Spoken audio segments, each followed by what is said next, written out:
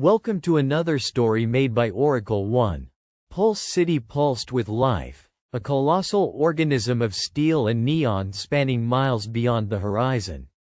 From its glittering spires in the north to the shadowed warrens deep beneath the surface, every inch thrummed with invisible energy drawn from a singular source: the collective human heartbeat.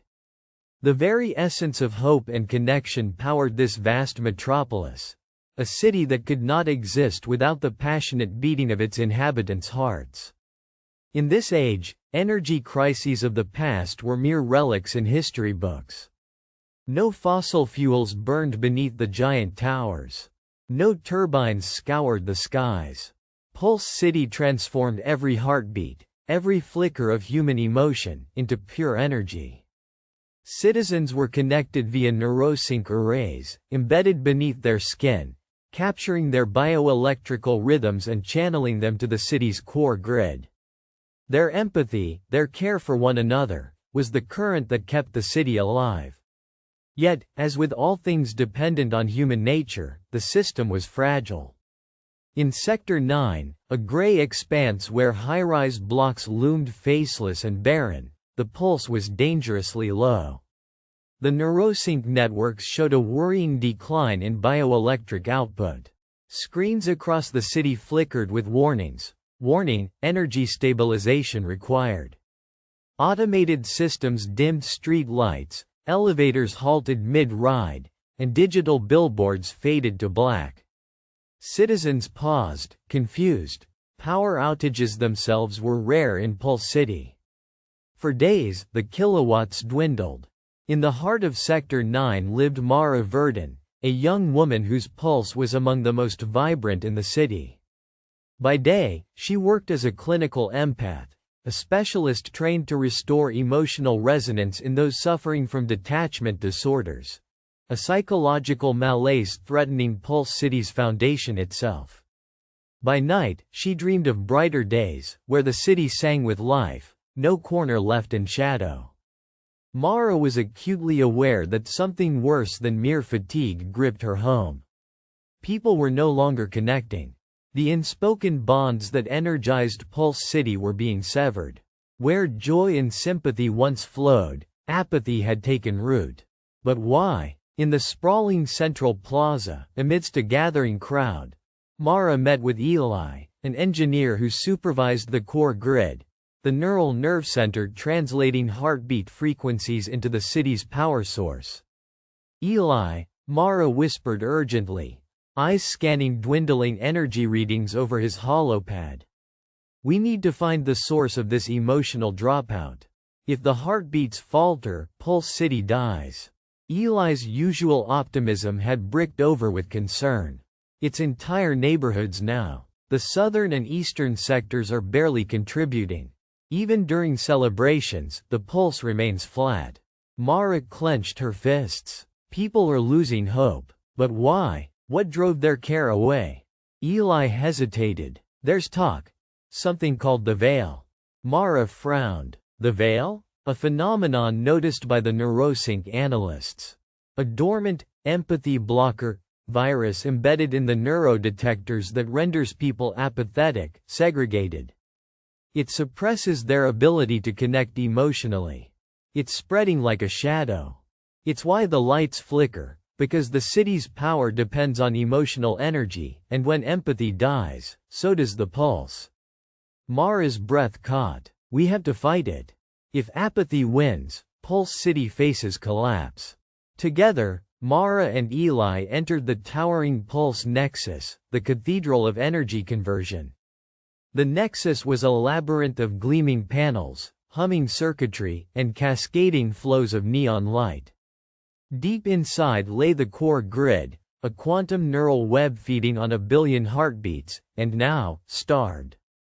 Using her clinical skills and Eli's technical acumen, the pair traced the source of the veil to a biotech corporation called Neurodyne, infamous for pushing experimental mind interface tech beyond ethical limits. Apparently, a beta version of their latest implant was malfunctioning. Designed to enhance focus and mental stability, it had an unforeseen side effect: suppressing emotional resonance to a dangerous degree. Many citizens had the device implanted voluntarily, attracted by promises of enhanced cognitive abilities, but they had unwittingly become nodes of numbness, draining the city's pulse. "This dystopian paradox," murmured Mara. "They gave people the ability to detach but sacrificed the emotional heartbeat that powers everything." Eli scoured the core grid diagnostics. "If we don't purge this influence fast, the energy signature could drop to zero. That'll trigger a full blackout, and once the city darkens, panic and chaos spiral out of control." In response, Mara launched a city-wide empathy revival protocol. She called upon her patients, sympathizers, and the rare unaffected residents to unite. Using augmented reality and immersive neural broadcast channels, she projected vivid stories of shared human experiences, laughter, pain, love, resilience, to pierce the veil of indifference. Each narrative was tailored individually, designed to spark the dormant connections buried deep within every mind. In Sector 9, a young boy named Ryan who had retreated into silence felt a flicker of warmth as a story of childhood friendship enveloped his senses. A factory worker, hardened by years of mechanical monotony, used the broadcast's mise en scene to cry freely for the first time in decades. In homes and on streets, people began feeling once more. Slowly, neurosync readouts glowed brighter. The city brightened, but Neurodyne's CEO, Alaric Voss, watched all with a cold grin on his sleek conference room's panorama. His corporate vision was simple: a city of perfect efficiency, unmoved by volatile emotions that caused inefficiencies and crime. His implant would usher in a new dawn, with apathy as its foundation. No distractions, no chaos. Pulse City running cold and perfect. He strode through his labs where scientists refined the veil virus and the implant's parameters to maximize suppression. In his mind, the blackouts were but growing pains, soon to be replaced by a more rational era. Yet, Mara and Eli had infiltrated Neurodyne's neural database, revealing the exact viral code. Working with the city's AI known as the Conductor, they devised a countermeasure, a bioelectric empathy pulse that could override the suppression on all affected neurosync devices. The plan was bold. Broadcast this signal into the entire network, risking system overload but restoring the city's human pulse. On the eve of the critical broadcast, Mara stood atop Pulse Tower, gazing out as the city's glow flickered like a dying ember. Around her neck, a small pendant with a heart-shaped locket pulsed in sync with her own heartbeat. It was a symbol of connection passed down from her mother, a clinical empath who had kept faith in the power of the human soul. She whispered, "Hold on, Pulse City. We are still here." The broadcast commenced. A symphony of bioelectric waves surged through the neurosync grid, breaking viral chains and reawakening emotional pathways. Citizens jolted, breath catching as warmth flooded their chests. The city's lights flared, first weakly, then with growing brilliance, and music began to echo through the digital networks. In the streets, strangers reached out to one another as if sharing an awakening. Tears and smiles mingled alike. Children's laughter spilled into parks. Couples embraced openly once again. The pulse normalized, and the city vibrated with renewed life. From the dark corridors of Neurodyne, Alaric Voss watched powerless as his vision unraveled.